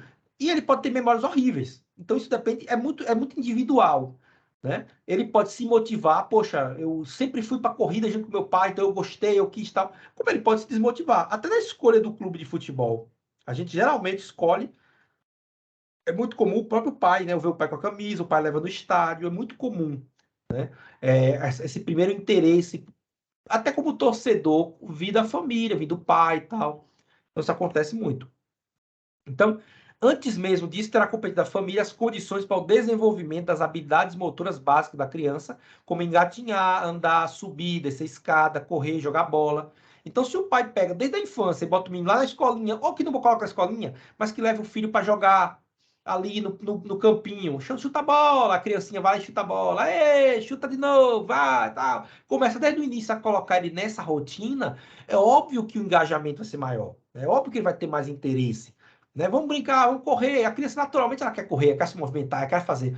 E se o menino fica o dia todo lá dentro de casa, no apartamento, no condomínio, não vai para lugar nenhum, dificilmente ele vai se engajar no esporte. Ele vai estar na internet jogando e comendo, engordando, enfim. Então, também acreditar da núcleo familiar a responsabilidade inicial e principal na aprendizagem de hábitos saudáveis e na valorização destes costumes. Como eu falei, se a criança vê o pai saindo de bicicleta, pedalando, ou indo jogar futebol, quer ir comigo? Vamos lá, você fica lá jogando tal. Se ele começa a criar essa cultura que na sua família vê o pai sempre praticando alguma atividade, o pai e a mãe, né, praticando alguma atividade física tal, o engajamento dele pode ser maior, a chance é maior, né? Embora esses hábitos servirão de modelo para as crianças e um estímulo para a prática posterior, não se pode ter a certeza de que aqueles que não tiveram modelo em casa não praticarão exercício. Então, eu não posso, por exemplo, dizer que se o meu pai foi alcoólatra, eu vou ser alcoólatra. Não. O menino pode estar tão retado pela situação do pai que pode nunca botar uma bebida na boca, por trauma até, por raiva até, né? Então, não é porque o pai fez ou tem um comportamento, seja ele bom ou ruim, que o filho vai ter. Pode influenciar, com certeza. Mas significa que é determinante? Não, de forma nenhuma. Né? Então, isso é muito comum. E, infelizmente, antigamente é muito isso. Tal pai, tal filho, a árvore não cai longe da macieira, né? Tem essas expressões, mas que, na verdade, Professor, tem um lado, né? Influencia, mas não é determinante. Pode falar. isso que o senhor falou é verdade. Eu vejo muito isso. O filho ele tende a ter duas ações: ou repetir o que o pai faz, ou repudiar. Então, o senhor falou, se o pai bebe, muitas vezes o filho pode até beber, mas na maioria das vezes ele não bebe, porque ele vê o pai bebendo e se ele tiver uma experiência ruim entre ele e o pai e a bebida, ele não vai querer beber. Ele vai sempre lembrar, vai ser um trauma na vida. Então, assim segue com as outras coisas da vida. Então, se ele vai com o pai para o campo e ele se sente bem com aquilo, aí ele vai querer sim jogar o futebol, vai querer ir domingo jogar pelada com os amigos. Mas se ele vai com o pai e ele era levado à força, mesmo contra a vontade e tudo mais, isso acaba criando, de certa forma, um trauma, né? E para a pessoa poder lidar com isso ao longo da vida, aí acaba acontecendo isso. A pessoa cria uma aversão àquela situação. Exatamente, perfeito. É isso. O que você colocou é a experiência. Qual a experiência que ele teve em relação àquela situação, né? Se eu ver o pai ali no final de semana tomando sua cervejinha, tal, brincando, dando risada, cheio de amigos, poxa, beleza, tal, ele tá ali junto, tal, ele vê com aquilo com experiência positiva. Se ele vê o pai cair na rua de bêbado, o povo dando risada, ó, bêbado, não sei o quê, chegando, sei lá, chegando à tarde em casa, batendo na mãe dele, alguma coisa assim do tipo, ele vai ter uma experiência horrível. Então, tudo depende de como você colocou. Qual é a experiência que aquela criança teve em relação àquilo? A mesma coisa do esporte. Se ele é obrigado, se está ali sempre... Se tudo que ele relaciona ao esporte vir num estímulo ou fazer ele lembrar de uma emoção ruim, né? Aí ele vai, obviamente, querer passar longe, né? Então, como é colocado aqui, a prática esportiva é o resultado de um conjunto complexo de fatores. onde a influência familiar não deve ser considerada um determinante, mas um facilitador. Né? Se meu pai toca guitarra muito bem, ele vai ter muitas guitarras em casa. É um facilitador. Se eu peço para ele, por exemplo, me dá uma guitarra ele para colocar na minha mão e eu começo a tocar e me ensina, é um facilitador. Significa dizer que eu vou ser tão bom guitarrista quanto ele? Não. Significa dizer que se ele foi de uma banda e lançou 20 discos e ganhou muito dinheiro, vou passar para a mesma, vou ter tudo isso? Não. Né? Então isso depende muito. Não é determinante. É um facilitador, mas não determina. Segundo Belol, o fator mais importante no meio da criança praticar esportes é a determinação dos pais. O autor coloca que, em geral, isso ocorre por volta dos 6 aos 8 anos. Já a modalidade esportiva escolhida depende da condição do horário, das instalações, das possibilidades econômicas, do gosto e da moda presente, além da influência da mídia e do círculo de amizades. Nesse momento de escolha e decisão, nem sempre o desejo e o gosto da criança são considerados. Isso é verdade. Se eu estou num país do futebol como o Brasil, né, o país que se diz, né, do futebol, que se coloca, é óbvio que é muito mais fácil ele achar um lugar para botar a criança para jogar futebol. Né? É muito mais fácil jogar futebol. Eu estou na Bahia. Eu quero botar meu filho para ser jogador de futebol americano. É mais fácil achar futebol americano ou o nosso futebol, o soccer para eles, né? Claro que o nosso futebol. Porque a cultura, né? A nossa cultura é mais esse esporte. Por exemplo, quando o Gustavo Kirten estava no auge, apareceram muitas escolinhas de tênis, muitas escolinhas de tênis. Muito. Então, é a moda, né? Sempre quando tem MMA, Anderson Silva, sempre tem essas coisas assim. Isso que eu ia falar. Eu ia falar agora do MMA, você virou uma febre o MMA. Todo mundo era lutador de MMA. E na academia praticava um mês de boxe, um mês de jiu-jitsu, era lutador. Exato. A pessoa apanhava igual um condenado, mas se dizia que era lutador de MMA, né? Mas é isso. Sempre tem essa moda, sempre tem o gosto, aquela coisa, a influência da mídia. Agora que tá dando certo é isso, é aquilo. Sempre tem. E outra coisa, condição de horário, instalação. Eu quero botar meu filho para nadar.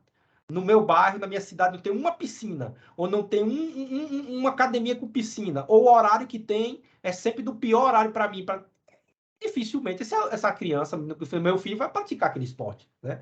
Então, é uma série de fatores, é uma série de condicionantes, até que, de fato, a criança vá. Ela vai, passa 3 meses, o pai, não quero mais não, o horário tá ruim, tira. Né? Ou ele mesmo não gosta, ou não gostou do professor, ou não gostou dos coleguinhas, enfim.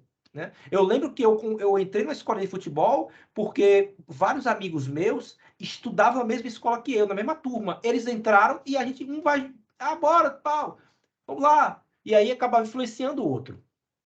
Então tem muito isso, né? Como você inicia o gosto no esporte, tem muito essa influência da família, mas também de outros elementos. Né? Os pais podem influenciar na opção de escolha do esporte para os filhos por diversos motivos, entre educacional, saúde. Eu lembro muito que toda vez que tinha um problema respiratório, o médico dizia natação. O menino chegava com asma, natação. Esses grandes... Pode fazer uma pesquisa com esses grandes atletas de natação, seja brasileiro ou fora do país, enfim, Michael Phelps, ou César, enfim, todos eles. Sempre tem um elemento também, para a maioria, porque era asmático na criança, tipo respiratório, natação. Empurra para natação. Aí vai estar nadando, cria gosto. Né? Natação é bom mesmo, porque querendo ou não, você está ali na piscina nadando. Então é ótimo. Então, busca de ascensão social. No futebol tem muito isso. O pai pensa, né? Aquele filme Dois Filhos de Francisco contra a Estrela da Camargo Luciano, a gente pode transportar muito bem para vários pais de jogador de futebol. O pai está sonhando que o filho vai ser jogador, que vai estar na Copa, que não sei o quê. Então ele pensa que o filho vai ter dinheiro, vai tirar ele daquela situação, não sei o quê. Então fica, né, nessa coisa. Então há casos nos quais ocorre uma recomendação médica para o tratamento de uma doença da criança ou algo saudável para a prática do filho. Rodrigo Minotauro, ele foi atropelado por um caminhão na infância e aí teve lesões seríssimas, gravíssimas, o caminhão passou por cima dele, e aí foi indicado que ele praticasse esporte na infância, e que ele criou gosto, aquela coisa toda. Então tem muitas situações que começam assim, um problema respiratório, ou até uma questão da doença que faz com que a criança, né, pratique aquele esporte.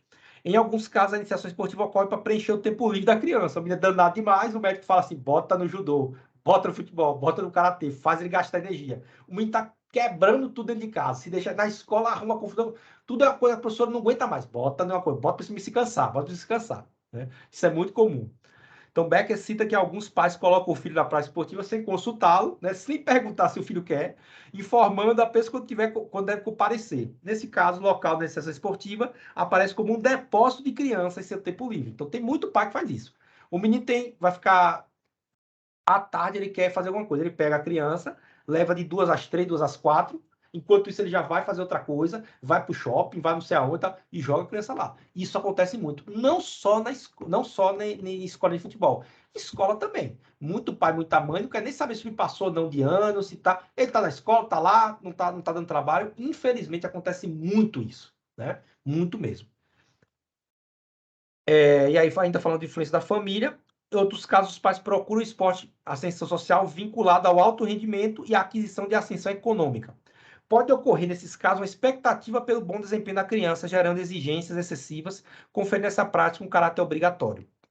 Há também os pais que veem no esporte uma forma de educação exercitando físico e mental, confirmando esse mito, o apoio da mídia, vinculando a ideia de que a educação para o esporte, que quem pratica esporte não usa droga. Aquela droga que eu falei, né? O esporte tira os males do mundo.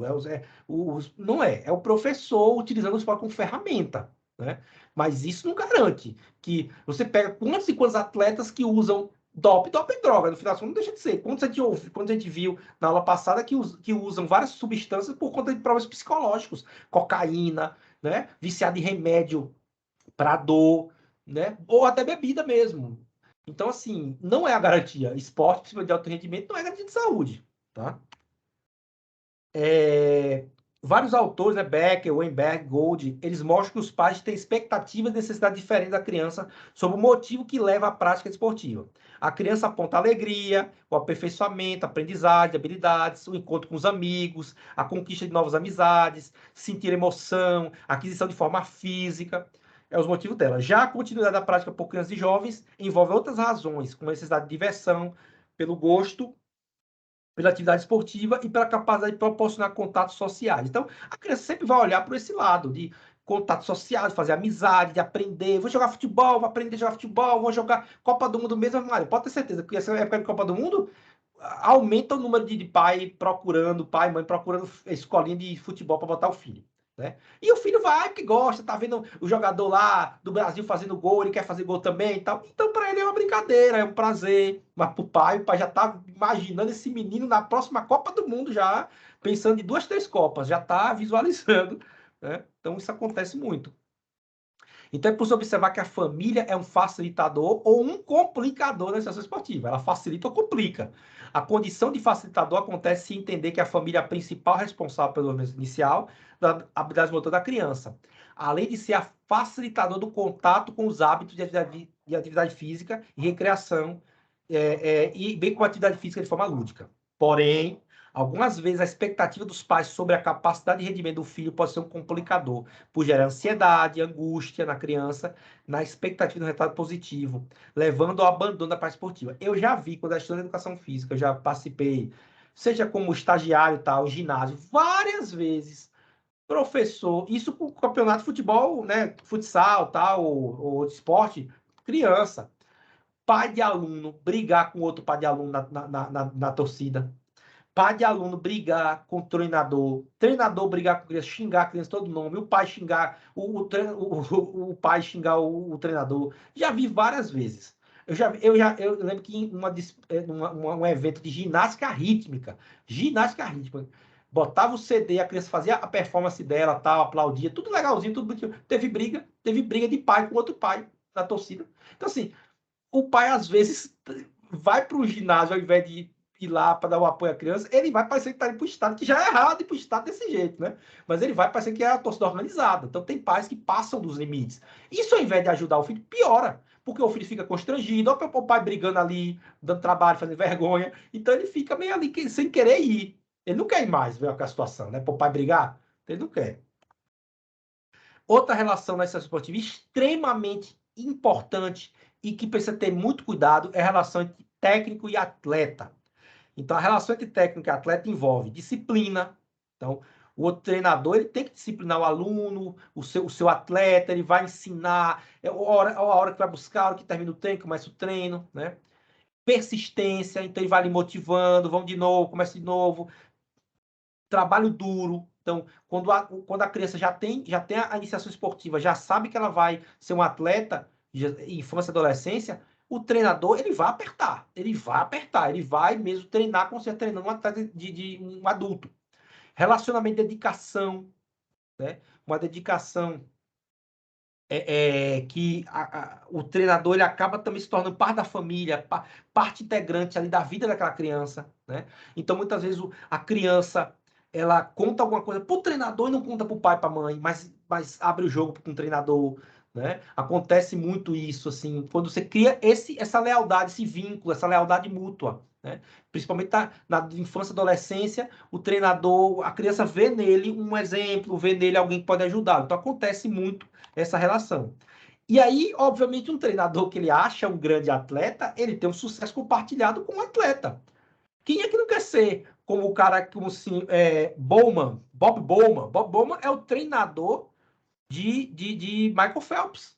Simplesmente o maior nadador, talvez o maior atleta olímpico de todos os tempos.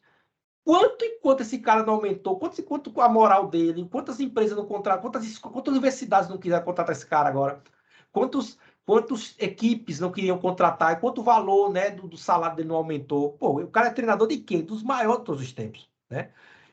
Reinventou o treino dos atletas, ele foi responsável por lapidar o talento e o forte temperamento do maior atleta da história, né, Michael Phelps. Aí ele colocou ele tem uma frase dele: eu jamais aceitaria dele qualquer coisa menos do que o melhor absoluto. Então já mostra que era rígido, que exigia, né? Guga se emociona ao lembrar de Larry Passos, me faz acreditar no impossível. Todo mundo, né, naquela época lembrava de Larry Passos, que era o treinador de Guga, que sempre estava do lado. O treinador sempre aparece, sempre está ali junto com o atleta. O atleta ganha, vence e o treinador está colado, está ali. Então a imagem dele também é projetada, né? Alex Ferguson, confira o Alex Ferguson, o treinador mais vitorioso da história. Então, 50 troféus, 31 deles conquistados no Manchester United. Alex Ferguson tem uma estátua dele na entrada do estádio do Manchester. Tem uma arquibancada com o nome dele. Então, assim, é uma lenda para o time. Por quê? Por conta dos títulos. Os jogadores ganharam, vários jogadores, Beckham, Cristiano Ronaldo, Wayne Rooney, vários jogadores famosos ganharam, mas o nome dele é que fica. O nome dele também está lá, ele levando junto, né? Ex-técnico de Maguila Muhammad Ali, Ângelo Dandi morre aos 90 anos. Olha que matéria interessante. O cara fala Maguila e Muhammad Ali. Ele treinou Muhammad Ali, de fato, ele é famoso, né? Naquela luta que Ali vence, Foreman, Ângelo Dandi era o treinador de Ali. Só que eles, no Brasil, eles colocaram o treinador de Maguila, porque Maguila contratou ele, ele já velhinho, contratou ele quando ele foi enfrentar George Foreman. Maguila tomou um murro tão apoiado que caiu, o cara que está talado na luta contra Foreman. Foreman já quase 40 anos já de idade, já velho. E Maguila contratou. Mas assim, coloca o seu cara tão famoso que treinou Ali. Então já bota logo quem foi que você treinou, né? Isso para o treinador é importante demais, o currículo do cara. Eu treinei campeões olímpicos, eu treinei campeões mundiais. Isso para o treinador, essa relação. E claro, um treinador desse é caro. Um treinador desse é caríssimo.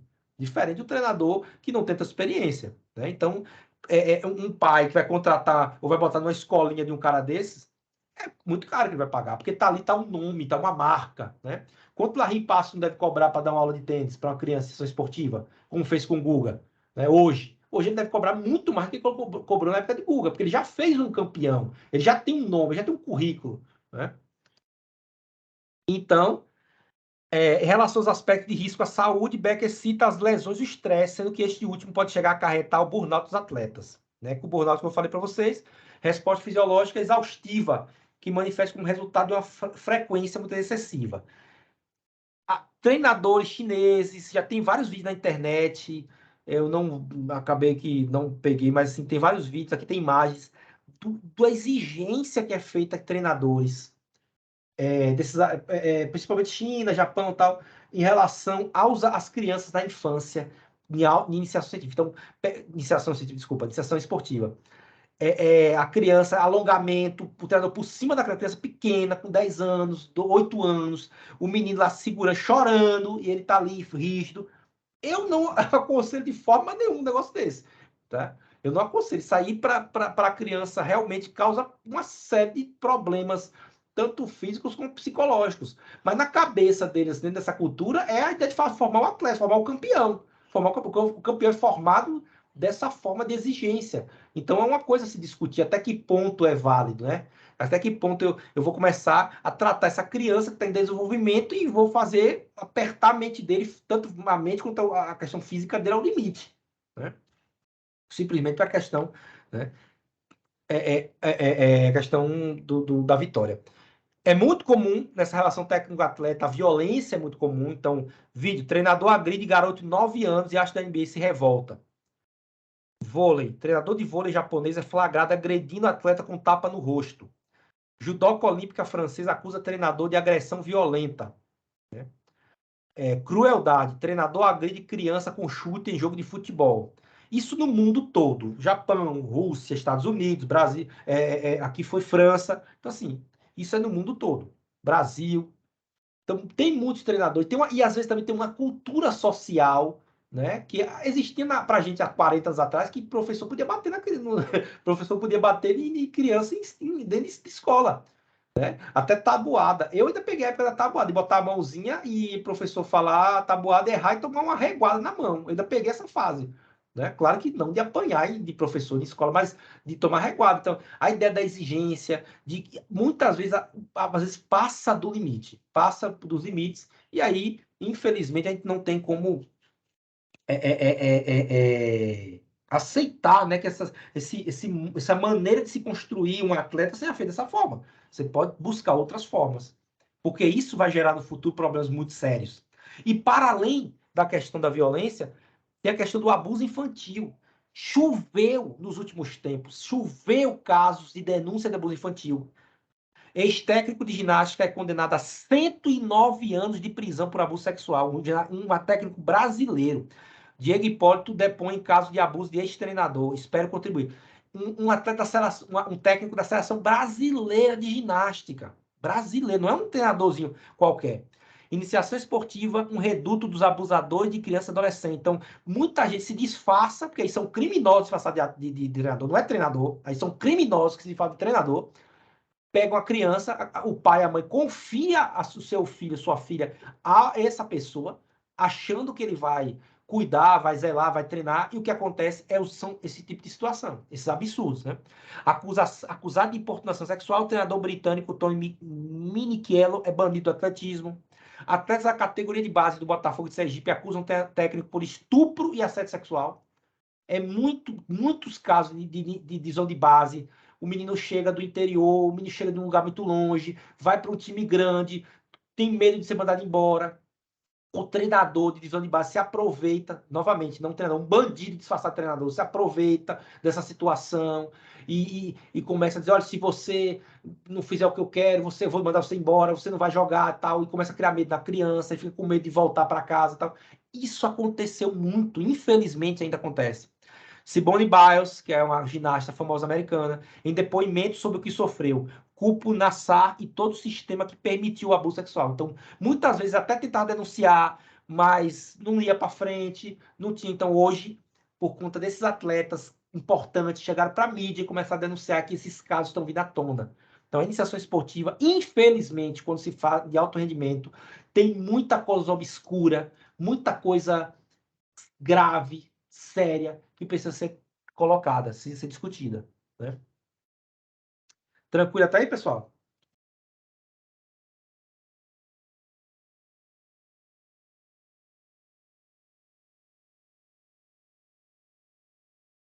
E aí tem a especialização precoce, né? O menino, como eu falei no início, as crianças desde muito pequenininhos, desde a infância, desde a idade, né, da mais tenra idade, já na especialização mesmo. Então tem aqui, Arsenal quebra recorde e contrata a menina de 4 anos de idade para a categoria de base. Eu, sinceramente, eu duvido que consiga, com a criança de 4 anos de idade, você consiga ver um potencial de um grande atleta. Rapaz, mas enfim.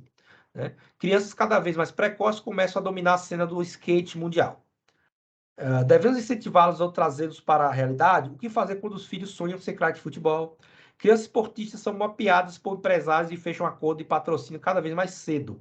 Aí tem a joia do Palmeiras, Diego Lionel, de apenas 9 anos, já tem contato com a Adidas, por exemplo, seguindo os passos de Hendrick, de 15 anos. Então, Hendrick, de 15 anos, já tem contato, e Lionel, de 9, a Adidas já patrocina. Então, é uma situação que hoje em dia, para muitos pais, é uma forma do menino, de uma forma dele ganhar dinheiro, dele ficar, de mudar a vida dele. Pô, tem um filho que com 9 anos já tem a Adidas patrocinando. Claro que não é um patrocínio gigantesco, mas é dinheiro. Você está dando dinheiro a uma criança de 9 anos, você nem sabe do potencial dela para o futuro, né? Então, como hoje é mais fácil eu contratar uma criança de 10 anos, 9 anos, que vem para mim praticamente de graça, é melhor, os clubes hoje preferem do que pegar um cara já com 20 anos, 21, famoso, que já deu, que vai ficar muito mais caro, é muito mais caro. Então, eles preferem pegar as crianças cada vez mais cedo, cada vez mais jovens, né?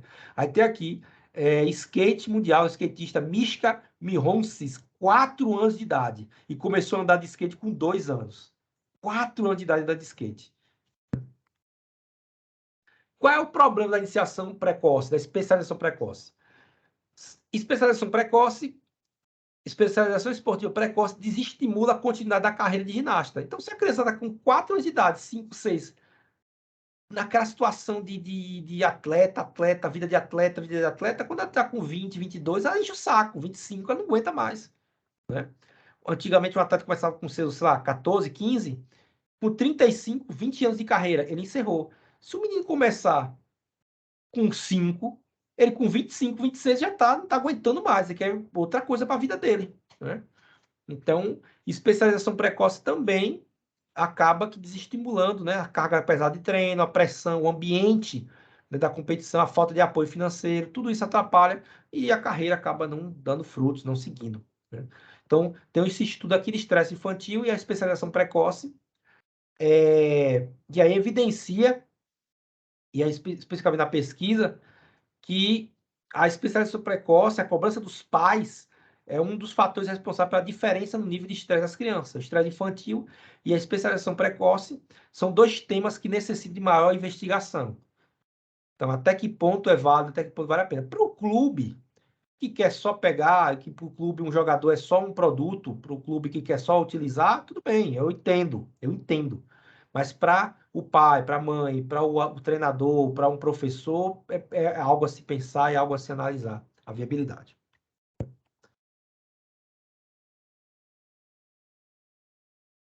E aí, qual é o papel ativo da criança? O Winnicott afirma que é no brincar que a criança ou adulto flui a sua liberdade de criação. Acredita que a criança, por si só, é uma terapia, né? A brincadeira, desculpa, por si só é uma terapia. Entende que a brincadeira que é universal e a própria saúde. O brincar facilita o crescimento e, portanto, a saúde. O brincar conduz aos relacionamentos grupais. O brincar pode ser uma forma de comunicação da psicoterapia. Vários atletas de 10, 15, 20 anos atrás, eles começaram a sua vida esportiva, futebol, por exemplo, brincando, ou no campinho, ou no meio da rua, brincando. Acabava a hora que queria, terminava a hora que queria, começava a hora que queria, terminava a hora que queria, brincando. Não tinha esse estresse.